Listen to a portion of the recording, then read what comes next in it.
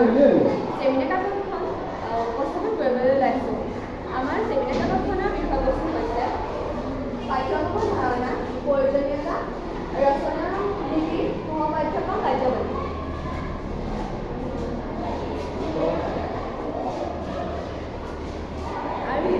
নমস্কাৰ, মোৰ নাম শ্ৰী প্ৰিয়া বৰা আৰু মোৰ লগত আছে আৰু মোৰ সহপাঠী। চেমিনাৰ কাকতখনৰ আৰম্ভণি। শিক্ষাৰ লক্ষ্য আৰু উদ্দেশ্য নিৰ্ধাৰণ হোৱাত শিক্ষাৰ্থীক যিবোৰ বিষয়বস্তু শিকোৱা হয় সেই বিষয়বস্তুবোৰক পাঠ্যক্ৰম বোলা হয়। পাঠ্যক্ৰম শব্দটোৰ ইংৰাজী প্ৰতিশব্দ শব্দ হৈছে কেৰিকুলাম। এই শব্দটোৰ পৰা এই লেটিন ভাষাৰ কেৰি শব্দৰ পৰা লোৱা হৈছে, যাৰ অৰ্থ হৈছে ৰানৱে বা অৰ্থাৎ দৌৰপথ। সাধাৰণ অৰ্থত পাঠ্যক্ৰম বুলিলে শ্ৰেণী অনুযায়ী নিৰ্ধাৰণ কৰা বিষয় বা শিক্ষাৰ্থীৰ বুজিব লগা বিষয়কে বুজায়। বিদ্যালয় বা শিক্ষানুষ্ঠানত পাঠ্যক্ৰমখনেই হৈছে শিক্ষাৰ এপাক প্ৰধান আহিলা, যাৰ সহায়ত শিক্ষকে শিক্ষাৰ্থীক নিজৰ আদৰ্শমতে গঢ়ি তুলিব পাৰে। সেই শিক্ষাৰ লক্ষ্যত সফলভাৱে ৰূপায়িত কৰিবলৈ পাঠ্যক্ৰম খুবেই প্ৰয়োজন। প্ৰত্যেক শিক্ষাৰ স্তৰৰে কিছুমান নিৰ্ধাৰিত পাঠ্যক্ৰম খুবেই প্ৰয়োজন। কিছুমান নিৰ্ধাৰিত পাঠ্যক্ৰমৰ বিষয় থাকে যিবোৰ নিৰ্ধাৰিত লক্ষ্যত উপনীত হ'বৰ বাবে ছাত্ৰ ছাত্ৰীক শিকোৱা হয়। এয়াই হৈছে পাঠ্যক্ৰমৰ সংকীৰ্ণ অৰ্থ। পাঠ্যক্ৰম বুলিলে শিক্ষাৰ্থীৰ জীৱনৰ প্ৰতি মুহূৰ্ততে লাভ কৰা জ্ঞানৰ সমষ্টিকে বুজায়। মহান ব্যক্তিসকলে পাঠ্যক্ৰমৰ সংজ্ঞা আগবঢ়াইছে যে পাঠ্যক্ৰম শ্ৰেণীত শিক্ষাৰ্থীয়ে আহৰণ কৰিবলগীয়া বিষয়ৰ উপৰিও স্কুল বা অন্যান্য পৰিৱেশত আহৰণ কৰা নিতৌ নতুন বিচিত্ৰ অভিজ্ঞতাকে বুজায়। অভিধানিক অৰ্থত শিক্ষাৰ্থীৰ পঠিতব্য বিষয়সূচীয়ে হ'ল পাঠ্যক্ৰম।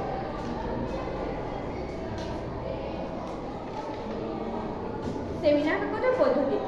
কাকতখন প্ৰস্তুত কৰোঁতে বিভিন্ন ধৰণৰ উৎসৰ সহায় লোৱা হৈছে। তাৰ ভিতৰত গৌণ উৎসৰ পৰিমাণ অধিক। উক্ত চেমিনাৰ কাকতখন কৰোঁতে একাদশ শ্ৰেণীৰ শিক্ষা নামৰ পাঠ্যপুথিৰ সহায় লোৱা হৈছে। উদ্দেশ্য পাঠ্যক্ৰমৰ ওপৰত বিশেষসকলৰ মতামত। পাঠ্যক্ৰমৰ ওপৰত পুংখানুপুংখভাৱে আলোচনা কৰা। পাঠ্যক্ৰমৰ ৰচনাৰ নীতিসমূহ আলোচনা কৰা। বিশেষজ্ঞসকলৰ মতামতে পাঠ্যক্ৰমৰ ওপৰত আলোচনা কৰা। পাঠ্যক্ৰমৰ ধাৰণা আলোচনা কৰা। সহ-পাঠ্যক্ৰম কাৰ্যাৱলীসমূহ আলোচনা কৰা। এয়াই চেমিনাৰ কাকতৰ উদ্দেশ্য উল্লেখ কৰা হৈছিল।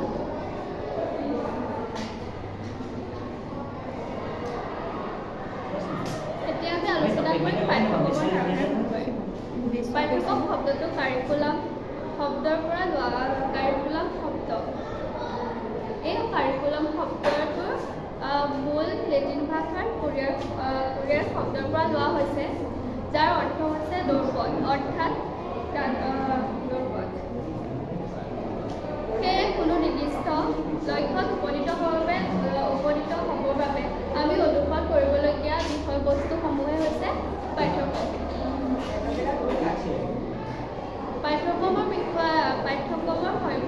পাঠ্যক্ৰমৰ সম্পৰ্কে বিভিন্ন শিক্ষাবিদে বিভিন্ন সংজ্ঞা আগবঢ়াইছে। তাৰে ভিতৰত হৈছে কানিংহাৰৰ মতে পাঠ্যক্ৰম হ'ল শিল্পীৰ হাতৰ মূল আহিলা, যাৰ দ্বাৰা উৎপাদন শিক্ষাৰ্থী চিত্ৰপথৰ বিদ্যালয়ৰ আদৰ্শ অনুসৰি লক্ষ্য আৰু উদ্দেশ্য গঢ়ি তোলা। আৰু প্ৰৱেলৰ মতে মানৱ জাতিৰ সমগ্ৰ জ্ঞান অভিজ্ঞতাৰ সাৰাংশ স্বৰূপে বিবেচনা কৰিব পাৰি। ঠিক সেইদৰে মনোবিজ্ঞানসকলৰ মতে পাঠ্যক্ৰম হ'ল জ্ঞান, ভাৱ আৰু কৰ্ম এই তিনিটা দ্বাৰা অন্তৰ্ভুক্ত হোৱা উচিত। ভাষা, সাহিত্য, গণিত আদি জ্ঞানমূলক কবিতা, গীত, নৃত্য, অভিনয় আদি ভাৱমূলক চিত্ৰশিল্প আৰু কাৰুকাৰ্য কৰি কৰ্মমূলক বিষয় পাঠ্যক্ৰমত সন্নিৱিষ্ট কৰিব লাগে। আমি সকলোৱে জানো পাঠ্যক্ৰমৰ বিভিন্ন ধৰণৰ প্ৰকাৰ আছে। সেইসমূহৰ ভিতৰত হৈছে বিষয়কেন্দ্ৰিক পাঠ্যক্ৰম, যি পাঠ্যক্ৰমৰ সাহিত্য, অংক, ব্যাকৰণ, ভূগোল, বিজ্ঞান, বুৰঞ্জী আদি বিষয়বোৰক মূল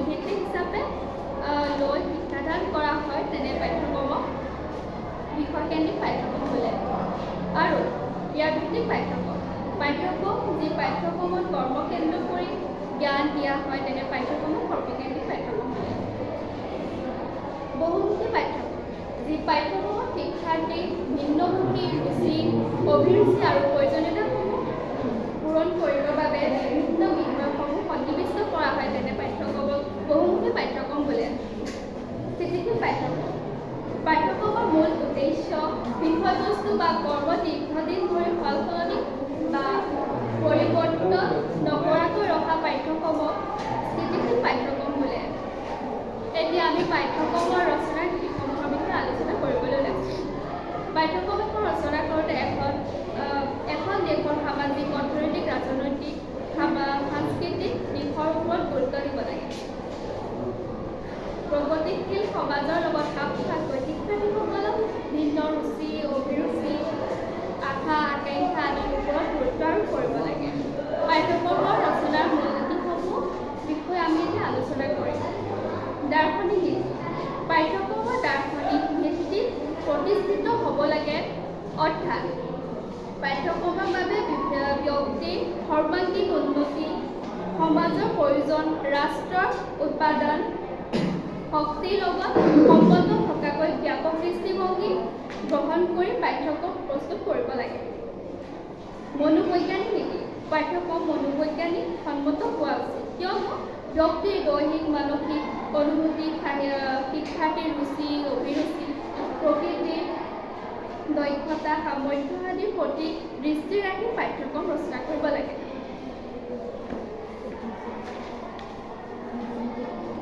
বহুমুখী পাঠ্যক্ৰমৰ ৰচনাৰ নীতি পাঠ্যক্ৰম এখন বহুমুখী হ'ব লাগে, কিয়নো শিক্ষাৰ্থীৰ ৰুচি, অভিৰুচি, সামৰ্থ্যই যাতে উপযুক্তভাৱে আত্মপ্ৰকাশৰ সুবিধা পায়, তেনে দিশসমূহ পাঠ্যক্ৰমত প্ৰকাশ কৰা উচিত।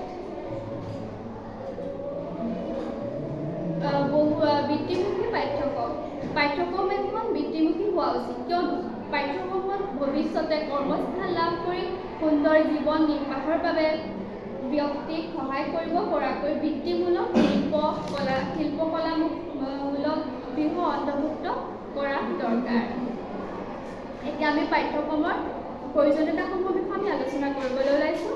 পাঠ্যক্ৰমৰ প্ৰয়োজনীয়তাসমূহ হৈছে স্পষ্ট পাঠ্যক্ৰমৰ গাঁথনি, য'ত পাঠ্যক্ৰমৰ প্ৰয়োজনীয়তাৰ ভিতৰত স্পষ্ট পাঠ্যক্ৰমেই অন্যতম।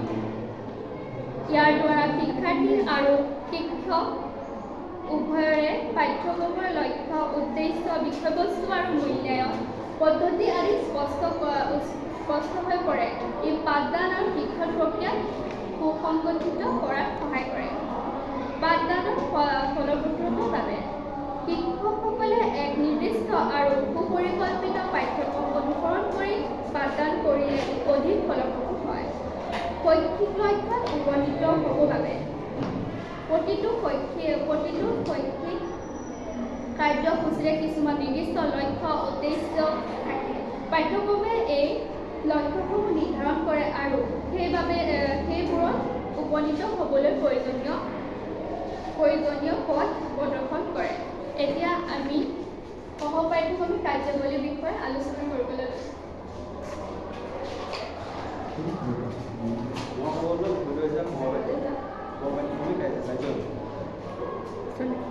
পিছলৈ ডাঙৰকৈ কয়। শিক্ষাৰ্থীসকলক সামাজিক জীৱনত নিজকে উপযুক্তভাৱে প্ৰতিষ্ঠা কৰিবৰ বাবে বিদ্যালয়ৰ নিজৰ পাঠ্যক্ৰমৰ জ্ঞান আহৰণৰ উপৰিও আৰু শাৰীৰিক, মানসিক, আধ্যাত্মিক আৰু সামাজিক ইত্যাদি দিশসমূহ উন্নতি সাধনৰ বাবে খেলা-ধূলা, নৃত্য, গীত, সাহিত্য চৰ্চা, পৰিচৰ্চা, আলোচনা, তৰ্ক প্ৰভাৱ, অভিনয়, ভ্ৰমণ আদি সমাজমূলক ও আনন্দমূলক কাৰ্যাৱলীৰ জৰিয়তে জ্ঞান লাভ কৰাৰ সুবিধা দিয়ে। কাৰ্যাৱলী প্ৰথম অৱস্থাত পৰিৱেশন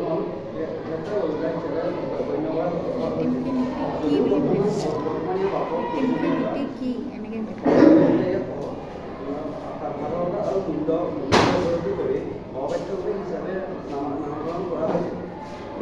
শ্ৰেণীকক্ষ বাহিৰৰ এনে কাৰ্যাৱলীৰ যোগেদি শিক্ষা প্ৰদান কৰা হয় বাবে এই কাৰ্যাৱলীক শ্ৰেণীভুক্ত কাৰ্যাৱলী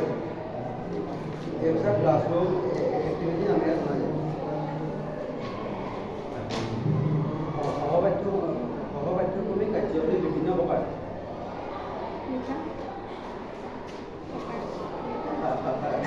কাৰ্য শিক্ষাৰ্থী শাৰীৰিক দৈহিক বিকাশৰ বাবে খেলা ধূলা অতি অপৰিহাৰ্য। এই খেলা ধূলা বিলাকত football, cricket, volleyball, hockey, badminton, carrom, ludo, tennis, চকীওৱা, দৌৰা, লাঠি খেল, চাইকেল দৌৰ, মল্লযুদ্ধ, কুস্তি, আসন, ব্যায়াম, সাঁতোৰা, নাও লোৱা, NCC ইত্যাদি। সামাজিক কাৰ্য শিক্ষাৰ্থী কাৰ্যাৱলী মানসিক কাৰ্য শিক্ষাৰ্থী যে সভা সংবিধানৰ প্ৰদৰ্শনী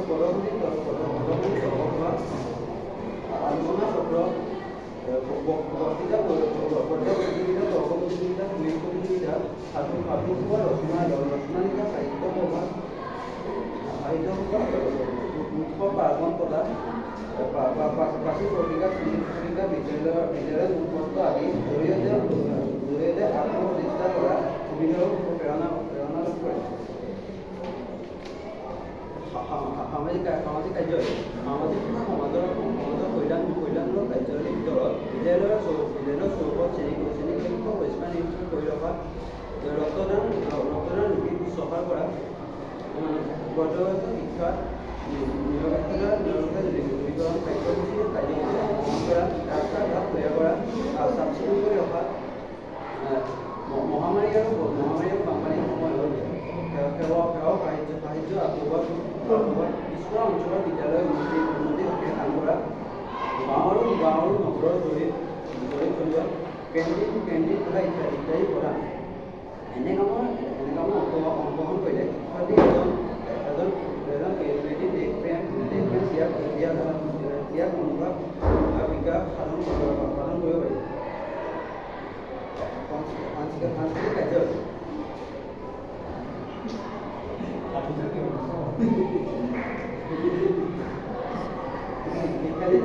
নাটকীয় আৰু সাংস্কৃতিক দিশৰ বিকাশৰ বাবে সংগীত, লোকগীত, লোকনৃত্য, মেডেল, চিত্ৰাংকন প্ৰস্তুতকৰণ, বিদ্যালয় চৌহদ সৌন্দৰ্য বৃদ্ধিকৰণ, পদবলী ভাওনাৰ চেষ্টা, বহুৱালী অভিনয় আদি কাৰ্যক্ৰম ব্যৱস্থা কৰিব লাগে। গৌৰৱ কাৰ্য পঞ্চস্কোৱা, চিৰিয়াখানা, ৰেল ষ্টেচন, ডাকঘৰ, পুথিভঁৰাল ঐতিহাসিক ঠাই, গাঁও পঞ্চায়ত, জিলা পৰিষদ, পৌৰসভা কাৰ্যালয়, উচ্চ ন্যায়ালয়, বিধানসভা আদি নি সামাজিক বিকাশ, নাগৰিকত্ব আদি গুণৰ বিকাশ সাধন কৰিব পাৰি। শিক্ষামূলক কাৰ্য বিদ্যালয়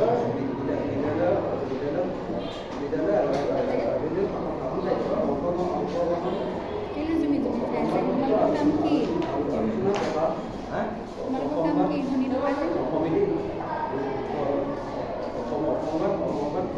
সমিতি গঠন, আইন শৃংখলা বজাই ৰখা, বিচাৰ সভা পতা, আভ্যন্তৰীণ শাসন কাৰ্য পৰিচালনা আদি সংগঠন কৰিবলৈ শিক্ষাৰ্থী সুবিধা আদি দিব লাগে, যাতে তেওঁলোকৰ ভৱিষ্যত পুৰণা গাড়ীত নিজে উন্নতি গ্ৰহণ কৰি ল'ব পাৰে। পৰিষ্কাৰ খেলা ধূলা, ক্ৰিকেট সংগ্ৰহ কৰা, মুদ্ৰা সংগ্ৰহ কৰা, সংগীত জগতৰ আৰু ৰাজনৈতিক দিশৰ লগত জড়িত লোকছবি সংগ্ৰহ, ফটোগ্ৰাফী, নৃত্য আদি অংশত অংশগ্ৰহণৰ সুবিধা দিব লাগে।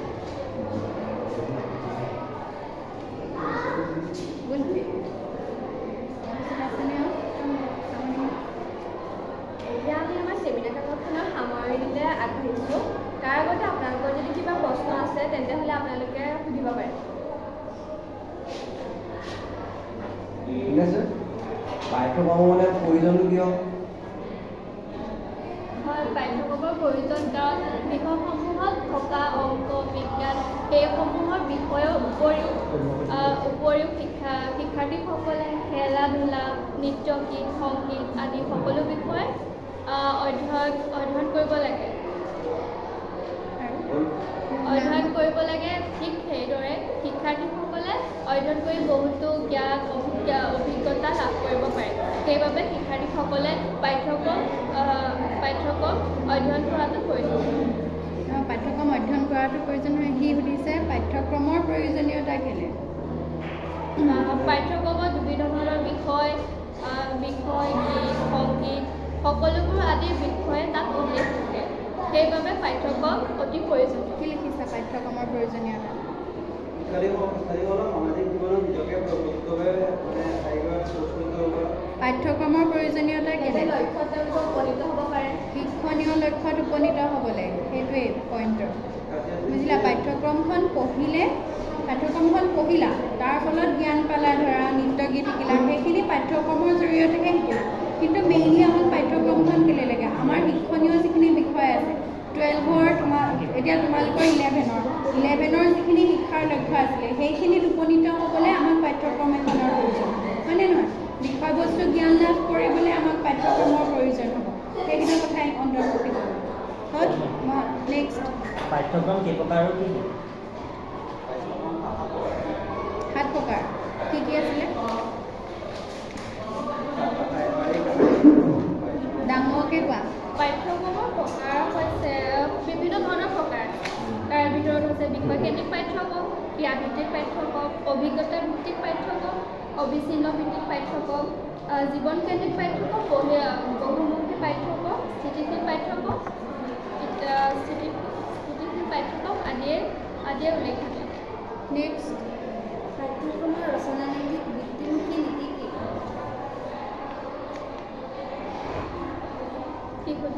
বৃত্তিমুখী নীতি কি? পাঠ্যক্ৰমৰ ৰচনানৈতিক বৃত্তিমুখী নীতি কি?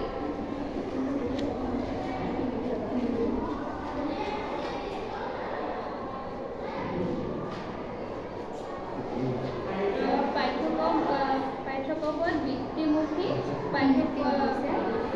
বৃত্তিমুখী নীতি হৈছে কোৱা। বৃত্তিমুখী নীতি হৈছে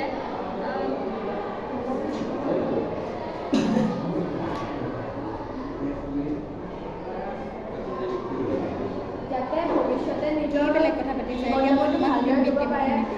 নিজৰ লক্ষ্যত উপনীত হ'ব পাৰে, ভাল কৰ্ম লাভ কৰিব পাৰে, স্থান লাভ কৰিব পাৰে, সেইবোৰ কাৰণে এয়ে হৈছে বৃত্তিমুখী।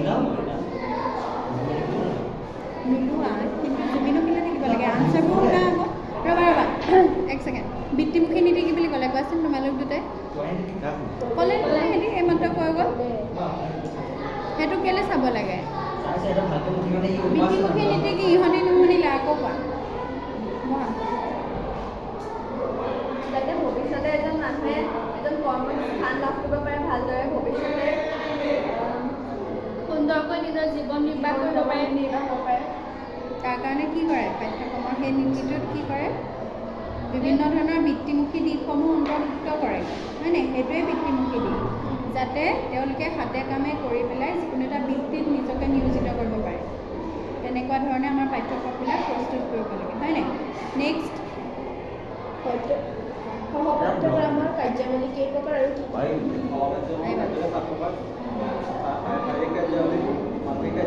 কি সুধিছে? সামাজিক কাৰ্যাৱলী, সাংস্কৃতিক কাৰ্যাৱলী,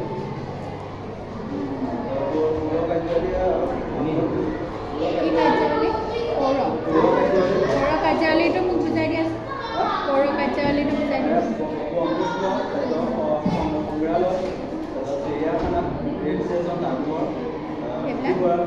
সেইবিলাক কি? সেইবিলাক চিৰিয়াখানাটো পৌৰ কাৰ্যাৱলীত পৰে। অকণ বুজাই কোৱা।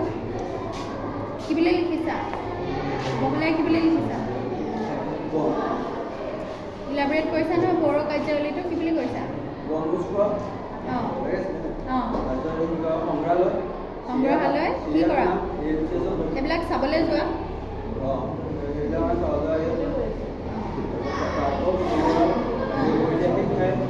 সেইবিলাক ফুৰিবলৈ যোৱাটোৱে হৈছে পৌৰ কাৰ্যালয়, হয়নে? ফুৰিবলৈ যোৱা, অধ্যয়ন বহুতখিনি এক্সকাৰ্ছন যাওঁ কেতিয়াবা হয়নে? নেক্সট কি পাঠ্যক্ৰম?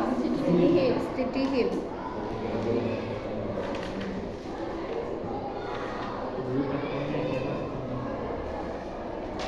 স্থিতিশীল মানে কি?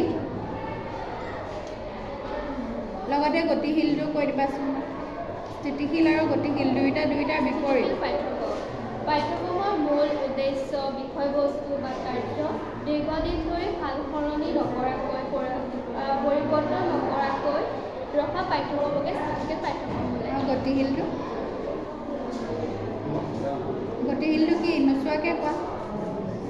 স্থিতিশীলটো কেতিয়াও সাল সলনি নহয় আৰু গতিশীল পাঠ্যক্ৰম সময়ে সময়ে পৰিৱৰ্তন হৈ থাকে, সাল সলনি হৈ থাকে।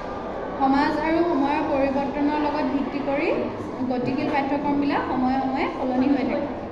নেক্সট জীৱনকেন্দ্ৰিক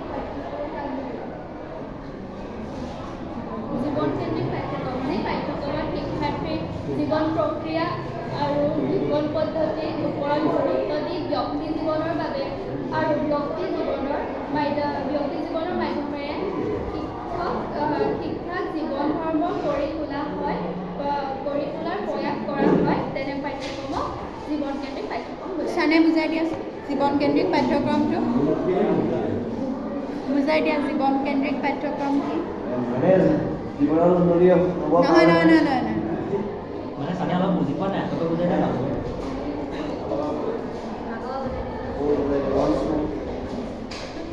ওৱান্স মোৰ আকৌ বুজাই দিয়া জীৱনকেন্দ্ৰিকটো।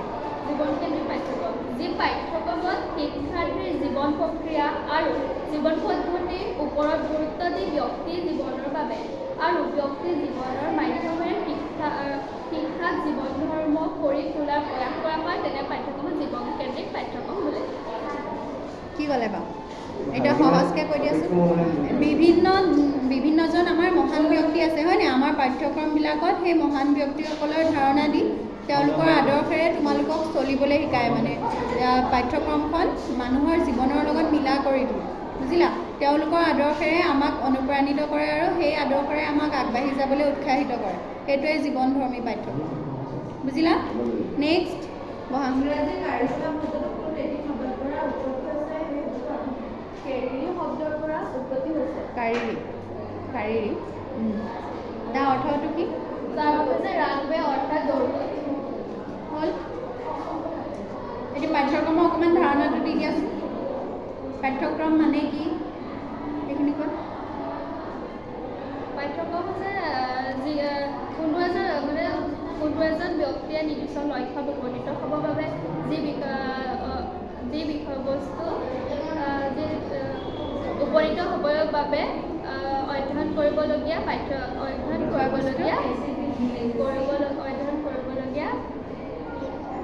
বিষয়বস্তুৱে হৈছে পাঠ্যক্ৰম। তাৰপিছতে কাৰিকুলাম শব্দটো কাৰিৰী শব্দৰ পৰা আহিছে, ৰেচ কৰ্চ বা ৰানৱে।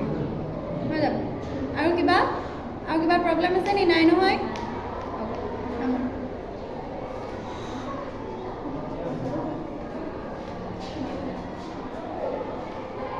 সাময়িক ক'ব পাৰি যে শিক্ষা ব্যৱস্থাৰ মূল ভিত্তি হিচাপে পাঠ্যক্ৰমে শিক্ষাৰ্থীৰ ভৱিষ্যত জীৱন গঢ় দিয়াত গুৰুত্বপূৰ্ণ ভূমিকা গ্ৰহণ কৰে। পাঠ্যক্ৰম কেৰিকুলাম হৈছে কোনো এখন শিক্ষানুষ্ঠানৰ শৈক্ষিক লক্ষ্য আৰু কাৰ্যকলাপৰ এক সুশৃংখলিত পৰিকল্পনা।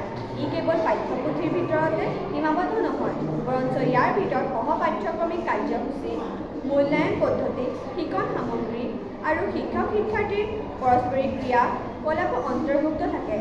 বৰ্তমানৰ পৰিৱৰ্তিত সমাজ আৰু প্ৰযুক্তিবিদ্যাৰ সৈতে খাপ খুৱাই পাঠ্যক্ৰম প্ৰস্তুত কৰা হয়, যিয়ে শিক্ষাৰ্থীক ভৱিষ্যতৰ প্ৰত্যাহ্বানসমূহৰ বাবে প্ৰস্তুত কৰে।